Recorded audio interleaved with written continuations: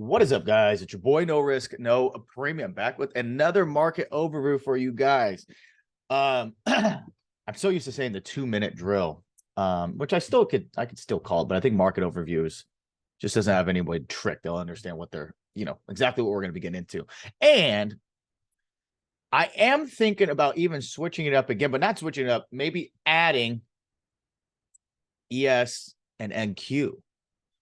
And pretty much go through, because we really trade SPY and Qs. And so why not have, I chart out the ES and NQ charts, every day regardless, but share together for you guys. Because if you are a futures trader, you'll want to make sure, if you're a futures trader, you should be trading whatever the chart is of the future. You know that SPY and ES, for example, move very similarly together, but I'm not going to make a long decision just looking at a SPY chart going long on ES or vice versa, right? Even though they do mirror each other, it's still, I think, good to just have those levels charted out individually to set their own alerts so that you understand what's going on in the movement that day. Anything short story long is this: starting next week, Sunday, I think we will go ahead and do that. Tomorrow, I will have ES levels for the Wolves of Wealth on our pre-market huddle. That happens 45 minutes for market open. I have a very detailed plan of what we can do. But as for today and what you guys should expect, just expect your SPY QQQ and the redheaded stepchild IWM to get you ready for tomorrow. All right, guys, without further ado, hey, let's hop right into it. Today, day two breakout. What did we say? We said 413's got to hold. That's all we said. SPY 413's got to hold. We're finally getting out of this crummy fucking area. Thank God. But we said 413's got to hold. And I said I don't want a deep pullback, right? I don't want a deep pullback. Matter of fact, if we don't go under 414, we're going to be sitting okay, right? And if you saw in the pre-market after the data came out, we went down to that. I have the 414.25 level, 26 over here. We went down to that, and we just went up for the whole day for there. Had the run at the end of the day. Now we've gapped up in the futures market here. Likely we could gap up tomorrow really quickly, though. What should we be anticipating? Right, for the data tomorrow? Okay, well, data tomorrow, you could see nothing in the pre-market for, no economic related data in the pre-market, at least from what I'm seeing on this calendar here. Now, we do have Williams speaking. We have a few Fed speakers that are coming out before market open. Okay, before market open. And then we have this guy right here. Where is he? Oh, there he is. Fed Chair Powell, 11 a.m. Eastern Standard Time. You better be knowing that once he steps on, the market's going to do something. They're going to be listening to every single word he says. They're going to be trying to, depict if he's overly dovish or hawkish or whatever. So just know that. Just know that he's speaking. I think that's a big thing for tomorrow. Normally, we do have some, University of Michigan data or consumer confidence index that comes out. I'm not seeing it here on this investor.com. So just know 30 minutes in, you'll want to check back in the morning, maybe check the U.S. economic calendar, which we'll go here, even though I don't like it. Yeah, see? Yeah, we don't have, nothing. So no, that's kind of great. No economic data pre-market or 30 minutes in, just Powell. So just know Powell comes hour and a half into the market open. All right, but as for the charts, what are we looking at here? So we saw today, right? 414 held. I said 413. I said I don't want a deep pullback. End up pretty much just holding the top of that balance area, right? So held it, bounce, went. And we went and pretty much almost filled that gap all the way up to 421. And as of right now, we are up only about 60 cents now, 70 cents. But we did gap up a little bit more. It was 420 and some change, or up about $1, I think. So plan for tomorrow. Whoops, I want to go to the 1 hour. Plan for tomorrow, SPY, trading SPY. Okay, look, we are getting out of this range, right? So now it's going to be, look, if we gap fill this, okay, you're going to look for anything, anything of this high a day. If we gap up, you'll want to see, is there going to be a gap fill play? You'll want to look for the bounce there initially. If we don't get through in the pre-market, this 421.25 area, which is the top of the gap fill, you'll look for a reject there initially. Now, a break and hold over that 421.50 for the most part, it's on to the races. And I think 425 comes out of play really quickly from there. Why do I think that on SPY? Well, Unlike QQQ, SPY's been doing what? Consolidating. Okay, look at all of these red dots. Okay, and now this dot going black here is showing the start of that compression, that consolidation now releasing, right? So what am I looking for tomorrow? Break and hold over today's high. Any higher lows above that, call it 420 even.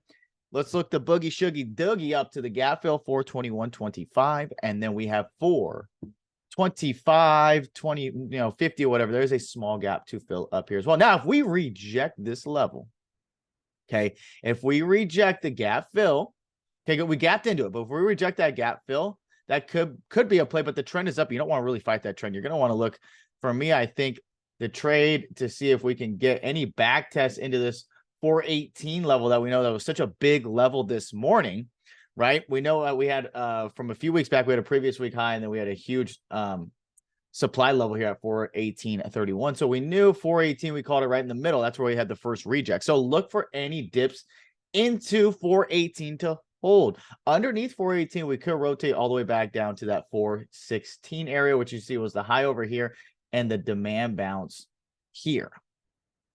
Okay, so that's SPY. Look at a 421, either reject or break and hold to get long, or look for the possible dip buy back into 418.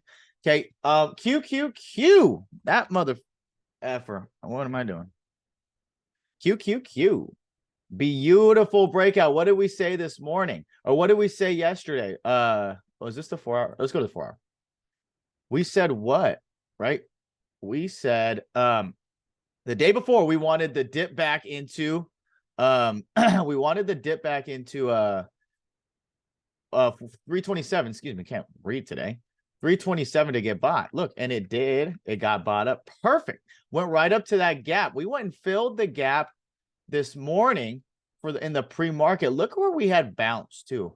We bounced right where we had bounced yesterday at the close. So that would create a little bit of leftover demand in there, especially after gapping up into the close. It was just a pretty much gap fill down in the pre-market there, because this is the 30-minute.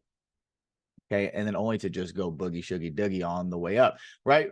435 was that first level. We ended up getting up to about 335, 36. Now you got 338. So now you're going to look like this. You're going to want to see, when do you get the pullback and what level are you going to look for it to hold? Okay, you're going to look, for me, I think it's likely to see 435. Oh my God, 335. I'm sorry. I keep saying 4. I have SPY in my head. I'm sorry. Anytime I said 4 here, just 3. 335, you're going to look for that dip. If it's a lower high underneath there, then you'll want to take that level back down to 331, then down to 329, 327 underneath that. But right now it's in a breakout and you don't want to get in the way. Higher highs, higher lows, and look at it go. Okay, let's look to see if we can just zoom out and look left here. That's not the right chart. You go 3 years. Nope. Okay. Nope, that's right. So you can see right here, as we've been breaking out, we really have a lot of room all the way up to 345, all the way up to about 348. There is this gap right here. Let's not forget about it.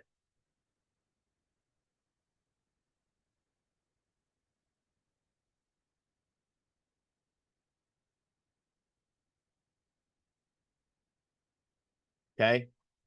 There is the gap all the way up there at 348. So I think 345, okay, 342, 345, 348 levels above if we want to break and hold today's high. So any back test initially, you're going to look for that 330, 337, which was pretty much today's high. Okay, if not, though, I think I have a higher confidence bounce to possibly get a higher low into that 335. So look at the high of the day. If we gap up, look for the gap fill down and bounce. Okay, 337.50. If not, you're gonna look at 334.50 to 335. Really, you'll know that range. And then of course the infamous 331 where we bounced this morning, and then a 327 underneath there. Let's look at the ugly redheaded stepchild IWM. Why is it not going? IWM had a day. It had a day. The day before last. Today was but But if you look on the daily here, it's also in a huge balance. This is just balance in here. That's all this is, right? Got the top of the balance, got the bottom of the balance. So if we're going to rotate from the top of the balance or the bottom of the balance, where do you think we'll go? I mean, look, we got up to this 177. We said that could give us a little trouble, but realistically, all these red dots consolidation, I think we're going to tie the top of the range. If we get 180 tomorrow, it's likely SPY and QQQ continue to go Ripper Magoo. Guys, let me just tell you this. Do not short the market just because you want it to go down. You think it should go down. It's overextended. The market doesn't give a fuck about you. Okay? Ride the trend until you lose a key level and create a lower high is when the short trade comes in. Okay, is when the short trade comes in. But if not, and things are breaking out, and we know, especially if IWM wants to go get 180, it's likely SPY and Qs are going to get Ripper Magoo. How are you? Pal tomorrow, 11 a.m. Eastern Standard Time. Know it, live it, love it. Get it tatted. Guys, wake up early, get your levels right. And of course, don't do anything fucking stupid. We'll see you bright and early. Peace.